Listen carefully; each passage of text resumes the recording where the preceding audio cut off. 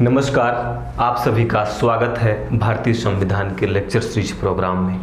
आज का जो हमारा टॉपिक है वह है फंडामेंटल राइट्स, यानी कि मौलिक या मौलिक अधिकार। आप सब जानते हैं भारतीय संविधान के भाग 3 और अनुच्छेद 12 से लेकर 35 तक मूल अधिकारों को रखा गया है। और महत्वपूर्ण बात यह है कि ये जो मौलिक अधिकार हैं केवल भारतीयों को ही नहीं बल्कि भारत की धरती पर रहने वाले कुछ विदेशी लोगों को भी प्राप्त हैं। इन सबको जानेंगे और अगर कुछ इसके सामान्य पहलुओं की बात करें या फिर इसके एक डिफिनेशन की बात करें कि मौलिक अधिकार क्या है फंडामेंटल राइट्स, इसी को हम शॉर्टकट में FR बोलते हैं। तो मौलिक अधिकार किसी भी व्यक्ति के वे अधिकार हैं जो व्यक्ति के जीवन को जीवन बनाते हैं, जेल नहीं।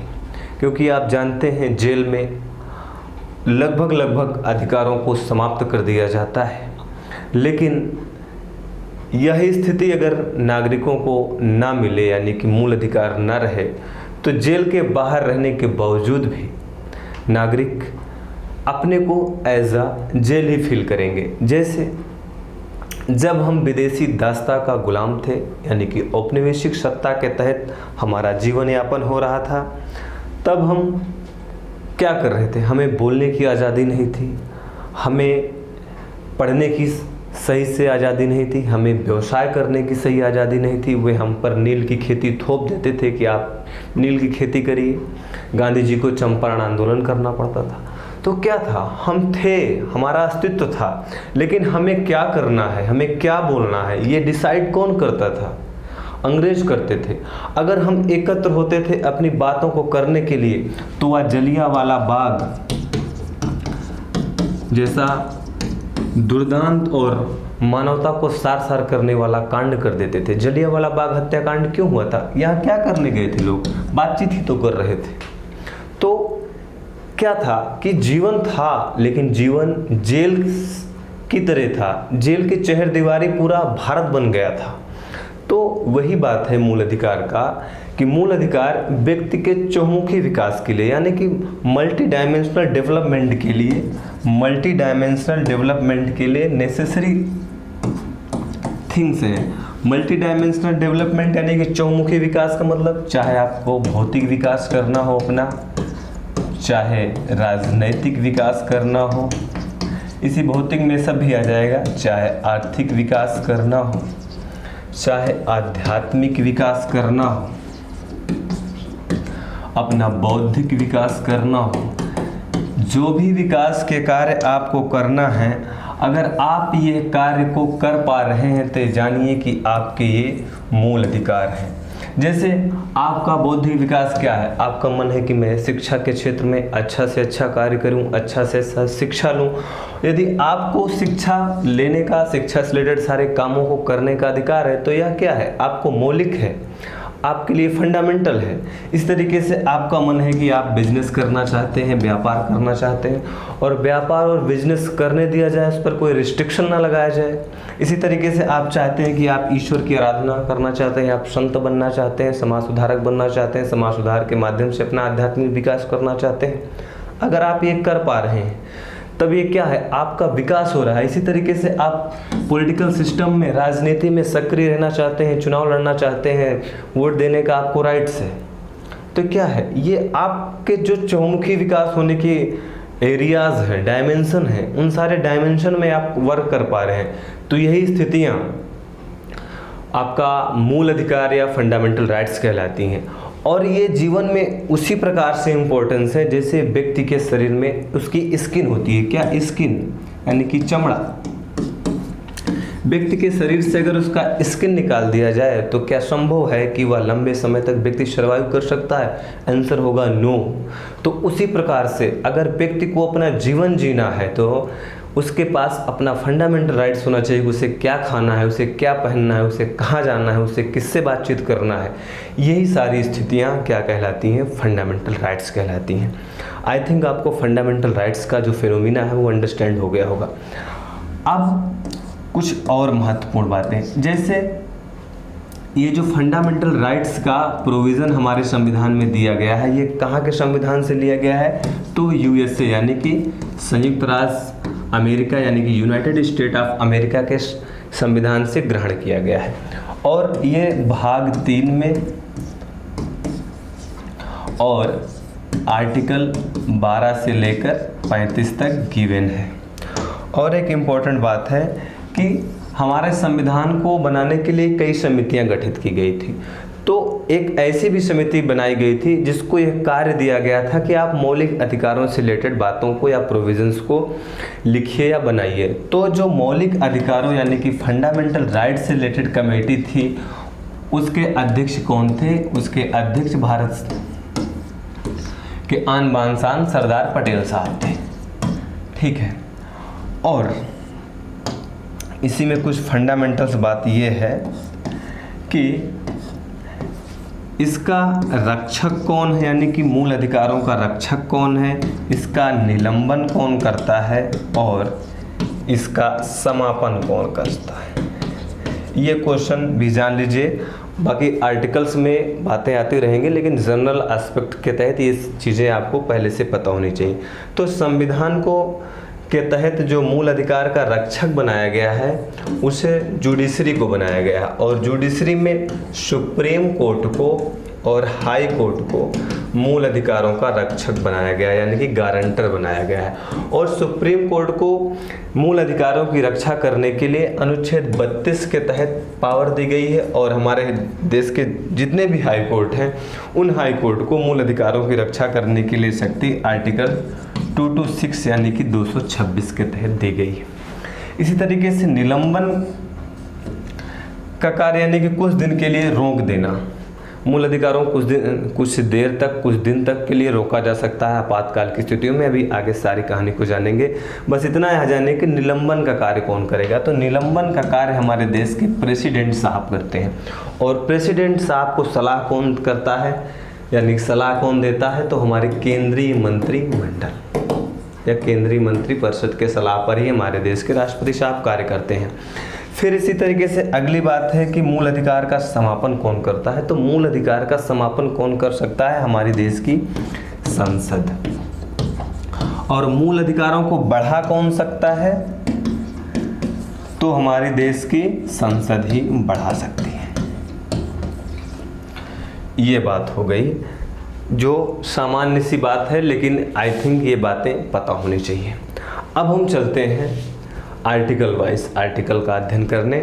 और दो बातें उसके पहले और कि जो ये मूल अधिकार हैं ये हमारे देश के नागरिकों को भी प्राप्त है, यानी कि भारतीयों को भी और विदेशी लोगों को भी प्राप्त है। जैसे हमारे आर्टिकल 15, 16, 19, 29, 30 ये ऐसे आर्टिकल हैं जो केवल भारतीयों को ही प्राप्त हैं। और रिमेनिंग जो भी फंडामेंटल राइट्स के प्रोविजंस है, आर्टिकल्स हैं, वो विदेशी लोगों को भी प्राप्त हैं। जैसे आर्टिकल 14, आर्टिकल 17, आर्टिकल 20, 21। तो आप देख रहे हैं मूल अधिकार की संकल्पना हमारी विस्तृत है, सार्वभौमिक टाइप की है कि हम विदेशी लोगों को भी मूल अधिकार दे रहे हैं और उनके भी अधिकारों की रक्षा हम आर्टिकल 32 के तहत करवा रहे हैं, यानी कि सुप्रीम कोर्ट। तो इस मामले में जो हमारा मूल अधिकार है वह विस्तृत है और विश्व के लोगों को भी यह अधिकार देता है हमारा संविधान। तभी ना विश्व का सबसे बड़ा संविधान बन गया है, ऐसे नहीं बन गया है। हम विदेशी लोगों को भी मूल अधिकार देते हैं। और हमारे इस फंडामेंटल राइट्स का एक और महत्वपूर्ण बात यह है कि इस पर कुछ युक्त प्रतिबंध भी लगा, यानी कि रीजनेबल रिस्ट्रिक्शन भी लगाया गया है। और जो भी रीजनेबल रिस्ट्रिक्शन है वो आर्टिकल बाई आर्टिकल लगाए गए हैं और वहीं पर हम इन सब का अध्ययन कर लेंगे। चलिए मेन थीम पर चलते हैं, आर्टिकल 12 की तरफ चलते हैं। आर्टिकल 12 जिसमें डिफिनेशन ऑफ स्टेट यानी कि राज्य की परिभाषा गिवन है। किसकी परिभाषा है? राज्य की परिभाषा है। और यहाँ पर आपको हम 3 तरीके के राज्य बताते हैं और ये बताऊंगा कि यहाँ पर किस राज्य की बात की जा रही है। 3 तरीके से हम आप राज्य को समझ सकते हैं। जैसे एक राज्य इधर हो गया, एक राज्य ये हो गया और एक राज्य ये। तो किस राज्य की बात हमारा संविधान का आर्टिकल 12 करता है, इसको जान लेते हैं। एक राज्य हम आपको सबसे पहले जब प्रस्तावना पढ़ाए थे तो उसमें हमने बताया था कि राज्य के 4 एलिमेंट, उसके पास संप्रभुता होनी चाहिए। क्या? संप्रभुता होनी चाहिए, जनता होनी चाहिए, भूभाग होना चाहिए और वहाँ एक सरकार होनी चाहिए। एक तो हमने ये राज्य बताया था। एक दूसरा राज्य आप जैसे देखते हैं प्रशासनिक दृष्टि से भारत को कई राज्यों में बांटा गया है। छत्तीसगढ़ हो गया, एमपी हो गया, केरल हो गया, यूपी हो गया, टीएमएल यानी तमिलनाडु हो गया, यानी जितने भी 28 राज्य हैं भारत में वर्तमान में। लेकिन एक राज्य हमारे जो इस भाग में दिया गया है आर्टिकल 12 के तहत, उसका क्या मतलब हुआ? उसका मतलब यहाँ पर हुआ है इन सब चीज़ों से, संसद से, राज्य विधानमंडल से, स्थानीय प्राधिकारी से, एलआईसी से, तेल आयोग से, रेलवे, बैंक, बीमा, लोक सेवा आयोग, भारत पेट्रोलियम आयोग, या समय समय पर हमारी जो पार्लियामेंट है वह भी इन प्रोविजंस में शामिल कर सकती है। तो इन दोनों राज्यों की यहाँ पर बात नहीं हो रही, बल्कि ये एक अलग प्रकार के राज्य की बात हो रही है और उस राज्य की बात हो रही है जो नागरिकों के मूल अधिकारों पर प्रतिबंध लगा सकता है। तो आर्टिकल 12 किससे डील करता है? उस प्रकार के राज्यों की श्रेणी से डील करता है जो नागरिकों के मूल अधिकारों का हनन कर सकते हैं। हनन कैसे कर सकते हैं? जैसे संसद है, संसद को आर्टिकल 12 के तहत रखा गया है। संसद कोई ऐसा कानून बना दे कि आज से कोई ऑनलाइन टीचिंग ही नहीं करेगा, यूट्यूब पर कोई वीडियो ही अपलोड नहीं कर सकता है, एप्लीकेशन पर कोई वीडियो नहीं अपलोड कर सकता है। हमारे एप्लीकेशन को ही सरकार बैन करवा दे कि लोकेश द्विवेदी का जो एप्लीकेशन है उसको हम वहाँ से समाप्त करते हैं क्योंकि ये सही नहीं पढ़ा रहे हैं, या ऐसा पढ़ा रहे हैं कि सारे लोग इन्हीं से पढ़ ले रहे हैं। तो ऐसा कौन कर रहा है? कानून बना सकती है सरकार। राजस्थान में इंटरनेट की सुविधा बंद कर दी गई है। कौन बंद किया? सरकार ने बंद किया। उसका रीजन क्या है वो अलग का बात है, लेकिन डिसीजन ले रही ना, यहाँ डिसीजन लेने की बात हो रही है। तो आर्टिकल 12 के तहत उन संस्थाओं को राज्य कहा गया है जिनके डिसीजन का प्रभाव नागरिकों पर पड़ता है। इसी तरीके से राज्य सरकार को रखा गया है। भाई राज्य सरकार भी तो कोई कानून बना सकती है। जैसे राज्य सरकार, कोई राज्य सरकार है, वो बोल दे कि आज से हम वैकेंसी नहीं निकालेंगे।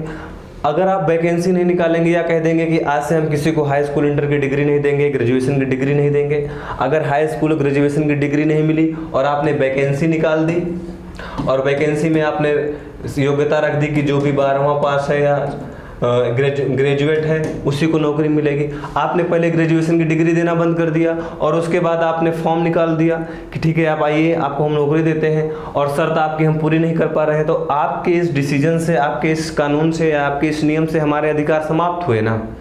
तो आर्टिकल 12 उन्हीं संस्थाओं को राज्य कहता है जिनके इंस्ट्रक्शन से, जिनके कानून से नागरिकों के मूल अधिकारों का हनन होता है।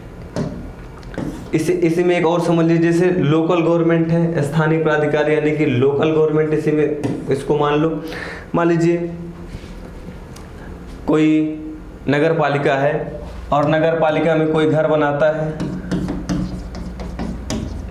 और नगर पालिका उसके घर को ही ना बनाने दे, तो क्या हुआ? आपने लोगों को आवास का अधिकार दे दिया है, जीवन जीने का अधिकार दे दिया गया है। जीवन जिएंगे क्या? पेड़ पर या पेड़ के नीचे? बारिश में आप कहाँ रहेंगे? आपको घर चाहिए ना। और नगर पालिका आपके घर को बनाने नहीं दे रही, नगर पालिका आपके घर को गिरा दे रही है, तो आप अपने मूल अधिकारों की रक्षा किसके विरुद्ध करेंगे? तो नगर पालिका के विरुद्ध करेंगे, नगर पालिका के ऑफिसर के विरुद्ध करेंगे। लेकिन ये सब प्रतिबंध जरूरी भी हो जाते हैं, ऐसा नहीं कि सारे प्रतिबंध हमेशा खराब ही होते हैं। मान लीजिए कोई 2 व्यक्ति हैं, एक का घर इधर है, एक का घर इधर है, बीच से रास्ता जा रहा है, दोनों का घर सामने सामने है, बीच से रास्ता जा रहा है। अभी दोनों लोग क्या करते हैं? संगठन बना लेते हैं और दोनों लोग छत यहाँ तक कर लेते हैं। अब मान लीजिए 10 फुट पर इन्होंने छत डाल दिया। अब कोई गाड़ी वाला है जो ऊपर तक 11 फुट तक वो माल लाद कर ले जा रहा है, कहाँ ले जा पाएगा? इनका घर आ जाएगा। तो लोगों के आवागमन की जो आज़ादी थी वो तो समाप्त हुई। तो रीजनेबल रिस्ट्रिक्शन लगा सकता है, लेकिन यदि नॉन रीजनेबल रिस्ट्रिक्शन लगाने की कोशिश करता है तो वो जो भी आर्टिकल 12 के तहत राज्य आया है उसके विरुद्ध कार्रवाई करने के लिए आपको आर्टिकल 12 दिया गया है। आई थिंक आप आर्टिकल 12 की विषय वस्तु को समझ गए। अब हम चलते हैं आर्टिकल 13 की तरफ। आर्टिकल 13 में कहा गया है कि राज्य कोई ऐसी विधि नहीं बनाएगा जो नागरिकों के मूल अधिकारों का हनन करता है। क्या आर्टिकल 13 क्या कहता है? राज्य कोई ऐसी विधि नहीं बनाएगा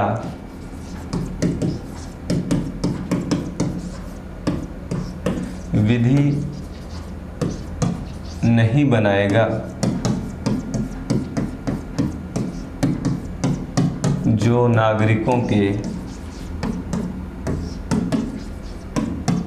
एफआर यानी कि मूल अधिकार का हनन करता हो।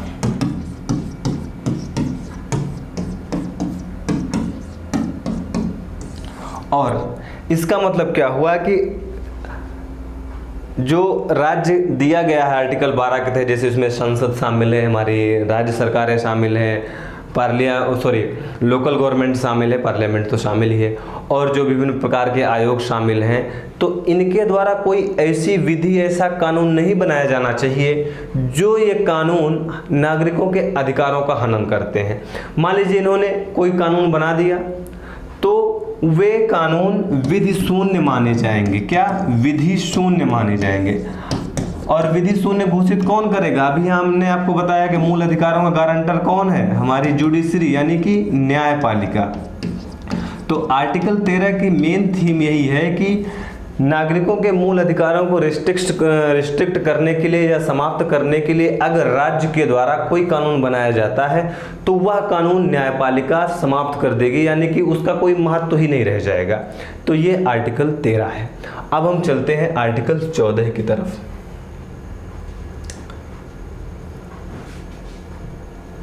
आर्टिकल 14 में कहा गया है विधि के समक्ष समता और विधियों का समान संरक्षण। इसका मतलब क्या हुआ? जो हमारा कानून है उस कानून के सामने सभी लोग इक्वल होंगे। आर्टिकल 14 में दो बातें हैं, एक विधि के समक्ष समता और विधियों के समान संरक्षण, दो बातें हैं। और इन दोनों बातों को एक आर्टिकल में रखा गया है, यानी कि एक आर्टिकल में रखा गया है, लेकिन ये जो दो बातें हैं दोनों का अर्थ अलग है, लेकिन उद्देश्य एक ही है कि सभी में समानता स्थापित करना। और ये दोनों बातें दो अलग अलग संविधानों से ली गई हैं। विधि के समक्ष समता जो बात है वह यूके यानी कि यूनाइटेड किंगडम या ब्रिटेन से ली गई है, और विधियों का समान संरक्षण या यूएसए यानी कि यूनाइटेड स्टेट ऑफ अमेरिका से लिया गया है। विधि के समक्ष समता का मतलब ये हुआ कि कानून के सामने चाहे आप राजा हैं या आप रंक हैं, आप अमीर हैं, आप गरीब हैं, आप राष्ट्रपति हैं या आप एक सामान्य से नौकर हैं, आप कानून के सामने जाएंगे तो आपने जो गलतियां की हैं तो गलतियों के विरुद्ध आपके लिए या आपके प्रति कार्रवाई होगी। इस आधार पर आपको प्रिविलेज नहीं दिया जाएगा कि आप बड़े आदमी हैं और आप बड़े आदमी हैं इसलिए आपने कोई अपराध कर दिया तो कोई बात नहीं। आप चाहे छोटे हैं या बड़े हैं, आप किसी भी धर्म से हैं, किसी भी मजहब से हैं, राज्य के किसी भी भूभाग से हैं, जम्मू कश्मीर से लेकर आप तमिलनाडु तक हैं, अंडमान के हैं या अरुणाचल प्रदेश या फिर गुजरात के हैं, कोई मतलब नहीं है। कानून का बस एक ही वसूल है, एक ही रूल है कि अगर आपने गलतियां की है तो आपके विरुद्ध कार्रवाई होगी। तो आर्टिकल 14 कहता है, आर्टिकल 14 की पहली बात जो विधि के समक्ष समता है या कहती है कि आप राजा हैं या रंक हैं, इससे कोई मतलब नहीं, आप गलत हैं तो आपके विरुद्ध कार्रवाई होगी। इसी में दूसरी बात की गई है विधियों का समान संरक्षण। इसका मतलब क्या हुआ और ये कहाँ से लिया गया है? यह यूएसए से यानी कि अमेरिका से लिया गया है। इसका मतलब क्या हुआ कि समान परिस्थितियों में समान व्यवहार और असमान परिस्थितियों में असमान व्यवहार। फॉर एग्जाम्पल, कोई एक गरीब व्यक्ति है और एक अमीर व्यक्ति है, इन दोनों के बीच कोई डिस्प्यूट यानी कि विवाद हो जाता है, तो विवाद में यही संभव है कि यह अमीर व्यक्ति जो है यह प्रीमियम स्थिति में रहेगा, यानी कि ये इस पर डोमिनेट कर सकता है। तो क्या यही कर्तव्य है या राज्य या सोशल यानी कि वेलफेयर स्टेट का यही कर्तव्य है कि जो डोमिनेट कर गया वो डोमिनेट कर गया, गरीब आदमी नहीं डोमिनेट कर पाया, या इसका दोष है? नहीं, ये इसका दोष नहीं है, ये राज्य का दोष है कि राज्य ने असमानता को ख़त्म नहीं किया है या असमानता को भी ख़त्म नहीं कर पाया है। तो इस जो अमीर व्यक्ति है और इस गरीब व्यक्ति यानी कि दो असमान स्थितियां हैं, तो इस गरीब व्यक्ति को कुछ प्रोटेक्शन देना। क्या प्रोटेक्शन देना? प्रोटेक्शन का मतलब क्या हुआ कि अब ये अमीर व्यक्ति और गरीब व्यक्ति कोर्ट मान लीजिए चले गए। अब कोर्ट तो चले गए, लेकिन कोर्ट में जाने के लिए आपको वकील की आवश्यकता पड़ेगी, विधिक सलाह की आवश्यकता पड़ेगी। अमीर व्यक्ति बड़ा सा बड़ा वकील हायर कर सकता है, लेकिन यह गरीब व्यक्ति कहाँ से वकील की फीस देगा? तो आप देखते होंगे कि सरकारों के पास या राज्य सरकारों के पास, केंद्र सरकार के पास सरकारी वकील होते हैं, यानी कि गवर्नमेंट के जो एडवोकेट होते हैं। अब ये गवर्नमेंट के जो एडवोकेट हैं इस गरीब व्यक्ति को दिए जाएंगे, और इस गरीब व्यक्ति की जो बात है, जो पक्ष है, यह कोर्ट में सरकारी वकील रखेगा। तो आर्टिकल 14 में जो विधियों का समान संरक्षण की बात है वह यही है कि मान लीजिए कोई गरीब है तो उसको भी प्रोटेक्ट करना है, और उसको प्रोटेक्ट करने के लिए कुछ स्टेप लिए जा सकते हैं। और अमीर व्यक्ति को खुद से ही वह डिपेंड है, वह खुद से ही ले सकता है स्टेप, तो उसको इसकी आवश्यकता नहीं है। आर्टिकल 14 के तहत कुछ अपवाद दिए गए हैं। अपवाद क्या है कि जैसे विधि के समक्ष क्षमता की बात की गई है, लेकिन कुछ ऑफिसर्स हैं हमारे, जिन ऑफिसर्स को या कुछ ऐसे पोस्ट हैं जिन पोस्ट के प्राधिकारियों को कुछ विशेष प्रकार की मुक्ति दी गई है कि अगर मान लीजिए उन्होंने पद पर रहते हुए कोई कार्य कर दिया तो उस कार्य के विरुद्ध वे उत्तरदायी नहीं होंगे। जैसे हमारे देश के राष्ट्रपति साहब हैं, राष्ट्रपति साहब ने अपने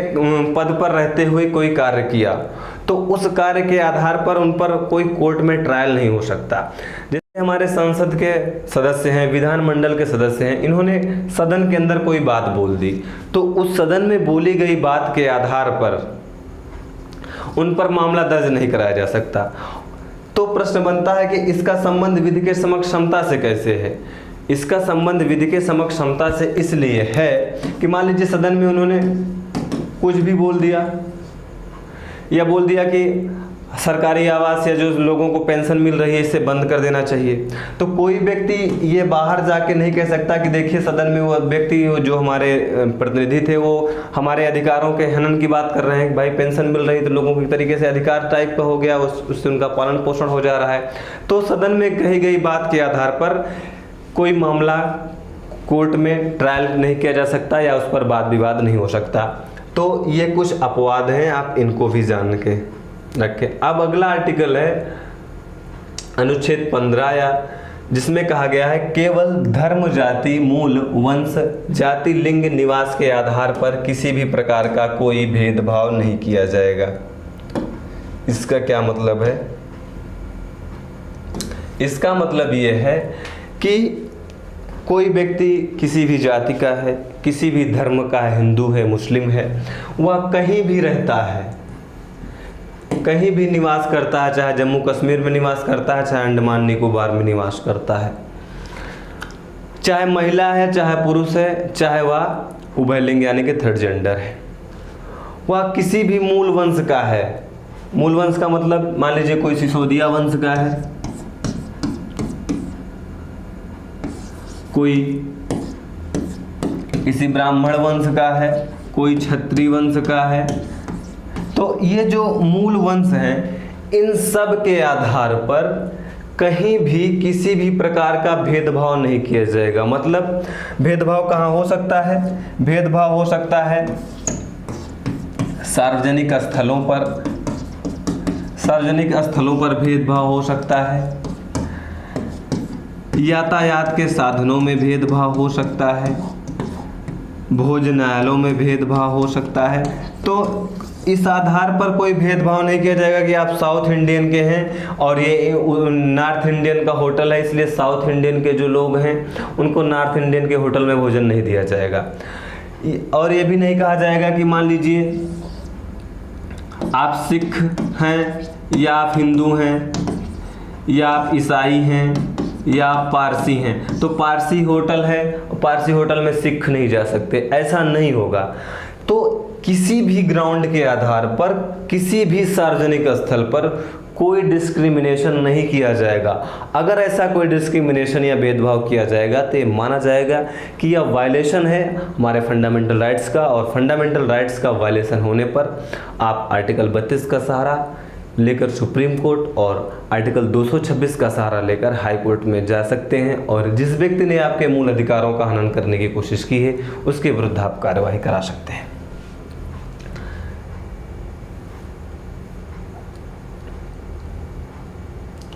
अब हम पढ़ते हैं आर्टिकल 16। आर्टिकल 16 में क्या कहा गया है? लोक नियोजन में अवसर की समता।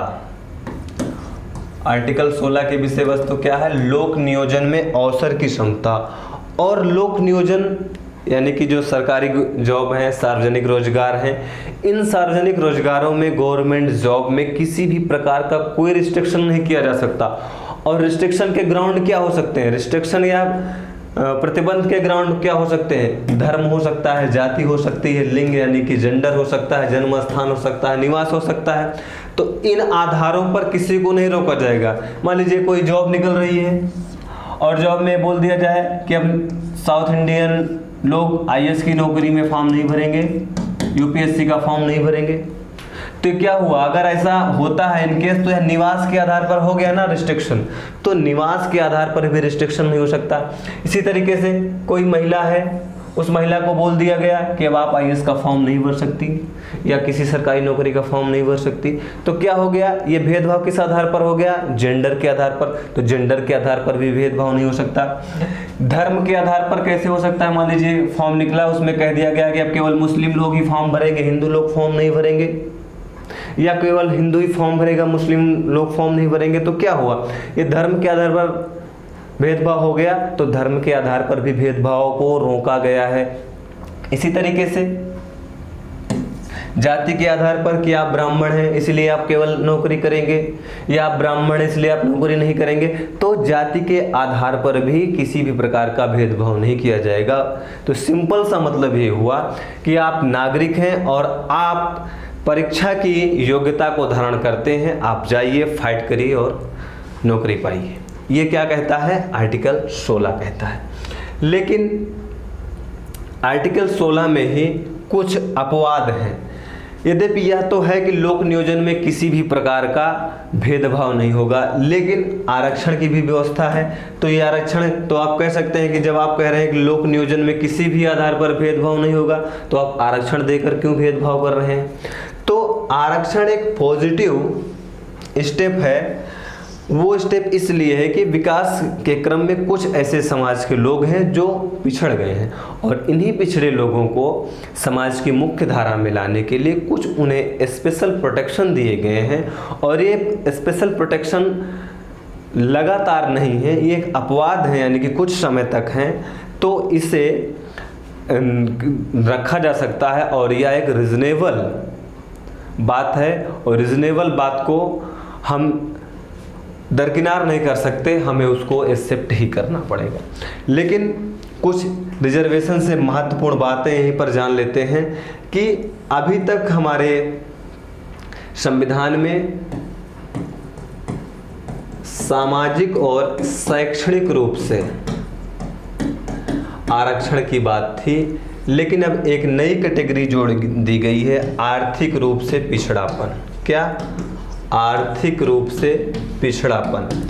तो अब प्रश्न बनेगा, क्योंकि खूब प्रश्न पूछा गया है कि आरक्षण का बैकग्राउंड क्या है, तो अभी तक सामाजिक और शैक्षणिक आप उत्तर देते थे, लेकिन अब आर्थिक बैकग्राउंड को भी देना पड़ेगा, क्योंकि संविधान संशोधन के माध्यम से, और संविधान संशोधन नंबर कितना था? 103, और 2019 में ईडब्ल्यूएस की एक श्रेणी जोड़ी गई, यानी कि इकोनॉमिक वीकर सेक्शन, यानी कि आर्थिक रूप से पिछड़ेपन के लोगों को भी आरक्षण की व्यवस्था कर दी गई है।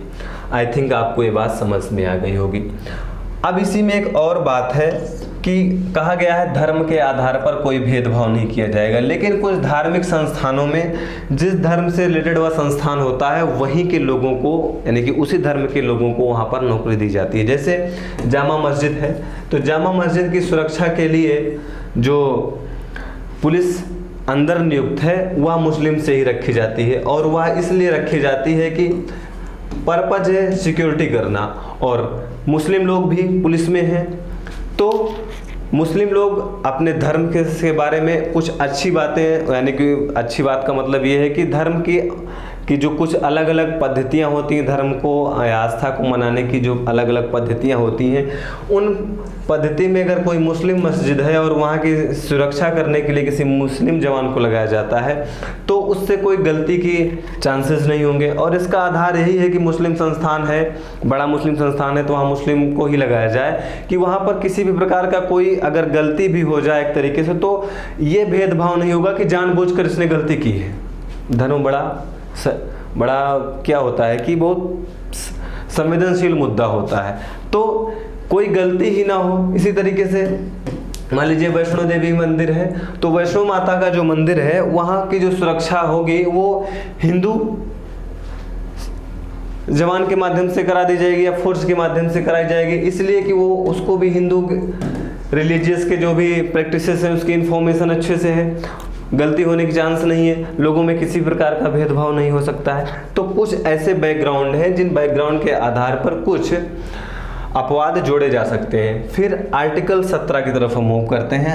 आर्टिकल 17 प्रोहिबिशन करता है अनटचेबिलिटी का, यानी कि किसी भी प्रकार का छुआछूत स्वीकार नहीं होगा, कि समाज में जो भी लोग रह रहे हैं वह सभी इक्वल माने जाएंगे।